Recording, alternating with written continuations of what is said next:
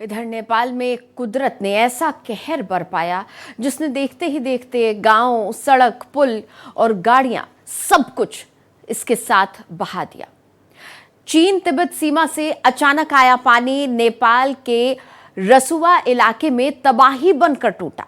सैकड़ों लोग लापता हैं। बड़ी संख्या में विदेशी पर्यटक और भारतीय नागरिक भी इसमें शामिल हैं और अब इस जल प्रलय का असर भारत तक पहुंचने की आशंका है। बिहार के कई जिलों में अलर्ट है। आखिर नेपाल में इतना बड़ा सैलाब आया कहां से? देखिए हमारी ये खास रिपोर्ट।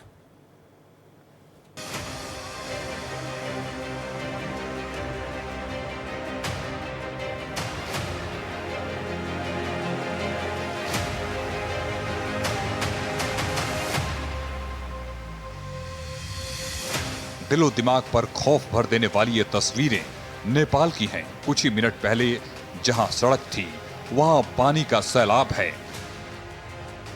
जहां घर और दुकानें थी वहां सिर्फ मलबा नजर आ रहा है और जहां जिंदगी चल रही थी वहां अचानक मौत का सैलाब पहुंच गया। नेपाल के रसुआ जिले में भोटे कोशी नदी अचानक उफान पर आई और अपने रास्ते में आने वाली हर चीज को बहाती चली गई। तिमुरे और स्याफ्रू बेसी जैसे इलाकों में भारी तबाही की तस्वीरें सामने आई हैं। सबसे बड़ा सवाल है, इतना पानी अचानक आया कहां से? शुरुआती रिपोर्टों के मुताबिक नेपाल तिब्बत सीमा के ऊपरी इलाके में बर्फ और चट्टानों के बड़े हिस्से के खिसकने से नदी का रास्ता रुका और उसके बाद पानी ने अचानक विराट और विकराल रूप ले लिया। कुछ रिपोर्टों में भूकंपीय गतिविधि और उसके बाद हुए मलबे के खिसकने को भी संभावित कारण बताया गया है, यानी पहाड़ों पर हुई हलचल और उसका असर सीधे नदी के रास्ते नीचे बने इलाकों पर पड़ा। लेकिन सबसे डराने वाली तस्वीर है मरने और लापता होने वाले लोगों की संख्या। ताजा रिपोर्टों में इस जलजले में 100 से भी ज्यादा लोगों की जान गई है।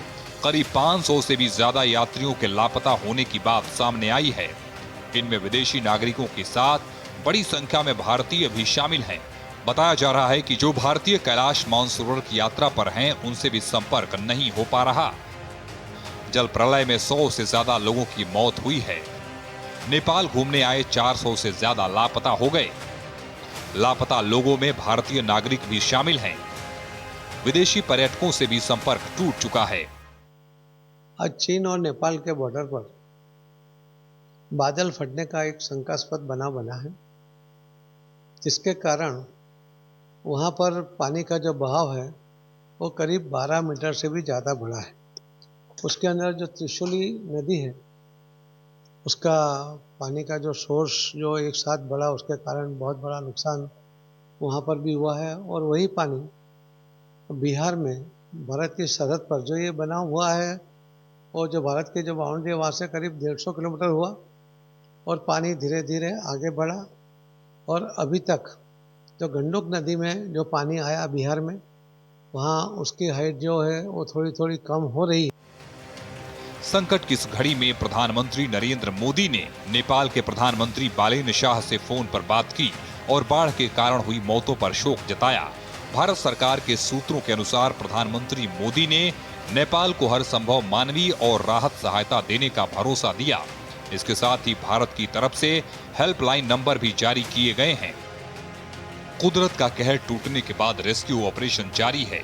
नेपाल सेना और सुरक्षा एजेंसियां प्रभावित इलाकों में पहुंचने की कोशिश कर रही है, लेकिन तबाही का पैमाना इतना बड़ा है कि राहत और बचाव के रास्ते भी पानी और मलबे ने रोक दिए हैं। कई सड़कें और पुल बह गए, हाइड्रो पावर प्रोजेक्ट्स को नुकसान पहुंचा और कई इलाकों का संपर्क टूट चुका है। और अब नेपाल की ये आफत भारत के लिए भी चिंता बढ़ा रही है। नेपाल से निकलने वाली नदियों में पानी बढ़ने की आशंका के चलते बिहार के कई जिलों में हाई अलर्ट जारी किया गया है। पश्चिमी चंपारण, पूर्वी चंपारण, गोपालगंज, मुजफ्फरपुर और आसपास के इलाकों में प्रशासन को सतर्क किया गया है। गंडक बैराज के गेट भी खोले गए हैं और एनडीआरएफ, एसडीआरएफ की टीमें तैयार रखी गई हैं। जैसा कि आप जानते हैं, सुबह जो फ्लैश आया है, ग्लॉफ इनफैक्ट तिब्बत को हिट किया और तिब्बत से फिर फर्दर नीचे नेपाल में आया और उसका फर्दर जो है वो CWC ने जो एडवाइजरी जारी किया कि वो गंडक रिवर में पानी फैलाने का आदेश है। उसके मद्देनजर हम लोग गृह मंत्रालय सुबह से इस पर नज़र रखे हुए था और साथ साथ हमको भी आदेश पास किया था कि आप लोग भी नज़र रखें और उस हिसाब से और अभी स्टेट गवर्नमेंट्स भी अपनी तैयारी कर रही हैं और असेस कर रही हैं सिचुएशन। लेकिन सबसे बड़ा खतरा अभी टला नहीं है। रिपोर्टों के मुताबिक नदी के ऊपरी हिस्से में मलबे के कारण पानी का एक और बड़ा दबाव बन सकता है, यानी नेपाल में तबाही की ये तस्वीरें आने वाले घंटों में और भयावह हो सकती हैं। इसलिए नेपाल के साथ साथ भारत के सीमावर्ती इलाकों खासकर बिहार में भी प्रशासन पूरी तरह अलर्ट मोड पर है। अभी तक में बघा साइड में जो है पुलिस के द्वारा, जिला पदाधिकारी के द्वारा जो निचले स्थान पर बसे हुए लोग हो उसको घर से मैकिंग के माध्यम से निकाला जा रहा है। अब रही गृह मंत्री अमित शाह बिहार के मुख्यमंत्री से बातें हो तो स्वाभाविक है जो बिहार के हालात क्या है, नेपाल से जो फ्लस बाढ़ आया है उसमें क्या स्थिति है, तो गृह मंत्री उसको जानकारी देना स्वाभाविक है, इसलिए बात किया होगा। नेपाल में आया ये सैलाब सिर्फ एक प्राकृतिक आपदा नहीं, ये हिमालयी इलाकों में बढ़ते अचानक आने वाले फ्लैश फ्लड के खतरे की एक और बड़ी चेतावनी है। फिलहाल नजर है रेस्क्यू ऑपरेशन पर, लापता लोगों की तलाश पर और इस बात पर कि नेपाल से निकलने वाली नदियां भारत में कितना असर डालती हैं। Bureau report, Bharat express.